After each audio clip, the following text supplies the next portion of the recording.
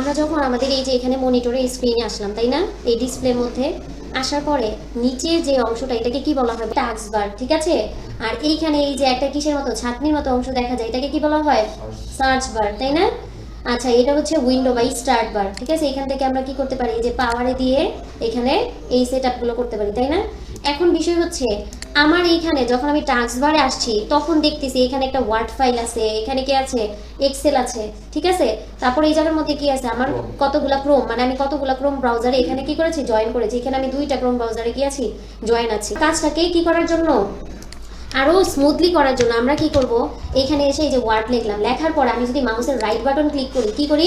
মাউসে right button click করি, এই যে ওয়ার্ডটা লেখার পরে ওয়ার্ডটার ফিচার আসলো এখানে, এর উপরে আমি লেখা আছে দেখেন পিন টু স্টার্ট লেখা আছে। আবার এর পাশে লেখা আছে পিন টু টাস্ক বার। কি? পিন টু টাস্ক বার। যদি আমি এটা পিন করে দেই টাস্ক বারে, পিন টু কোথায়?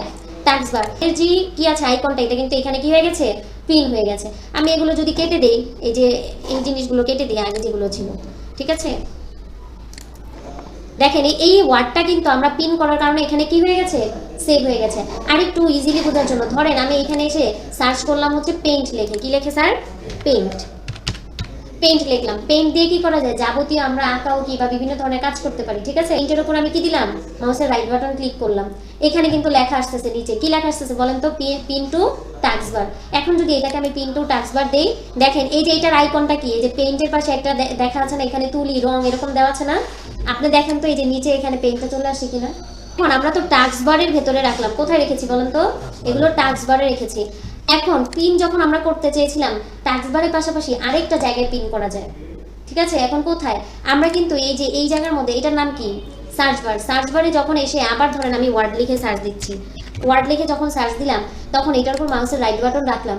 রাখার পরে আরেকটা জিনিস আসছে এখানে, দেখেন তো আরেক জায়গায় পিন করা যায়, সেটার নাম কি? Pin to start. Pin to কি? স্টার্ট। যখন পিন টু স্টার্ট দিবেন, এখন আগে জানি তাহলে স্টার্টটা কি। এই যে আমি যখন এই উইন্ডো এটার উপরে রেখেছি, এখানে কি লেখা উঠেছে? স্টার্ট লেখা উঠেছে না? তার মানে এই স্টার্ট যে আইকনটা আছে এই জায়গায় কি হবে? ওই অ্যাপটা বা ওই সফটওয়্যারটা কি হবে? পিন হবে, ঠিক আছে। অর্থাৎ অ্যাড হয়ে থাকবে, এটা ইম্পর্টেন্ট, এই জন্য অ্যাড করে রাখলাম। তাহলে আমি এখানে কি গেলাম? যে আমি এখানে ধরেন লিখলাম হচ্ছে কি? ওয়ার্ড।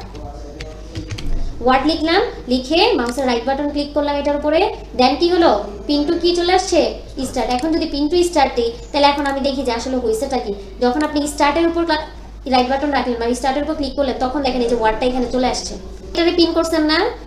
এই যে এখন পিন করেছেন, এখন আপনার দরকার নাই, মনে করতেছেন কি আমার দরকার নাই। তাহলে আমি এটাকে রিমুভ করবো কিভাবে? তাহলে কি কি পিন করছিলাম এখানে বলেন? ওয়ার্ডটাকে পিন করছিলাম, তাই তো। ওয়ার্ডটাকে লিখলেন এখানে, এই যে এখানে কি রাইট বাটন ক্লিক করার পর দেখেন দুইটাই লিখতেছে আনপিন ফ্রম স্টার্ট। আমি তো স্টার্টে পিন করেছি না? আবার কিন্তু কোথায় পিন করেছিলাম? টাস্ক বার। এখন আপনারা মনে করছেন যে আমার দরকার নাই, এটাকে আমি কি করব? বাদ দিয়ে দিব, রিমুভ করতে চাই টাস্ক বার থেকে। তাহলে এখন লেখেন এই যে এটার উপর ক্লিক করেন আনপিন ফ্রম টাস্ক বার, সাথে সাথে নিচে থেকে কিন্তু এটা চলে গেছে। এক্সেল আসলো, আসার পরে এটাকে যে আনপিন ফ্রম কোথায় দিলাম? স্টার্ট। অলরেডি কিন্তু এটা দেখাচ্ছে আনপিন ফ্রম স্টার্ট। তাহলে এই যে আনপিন করেন। এখন যদি আপনি স্টার্টে আসেন, দেখবেন যে এখানে এক্সেলটা নাই।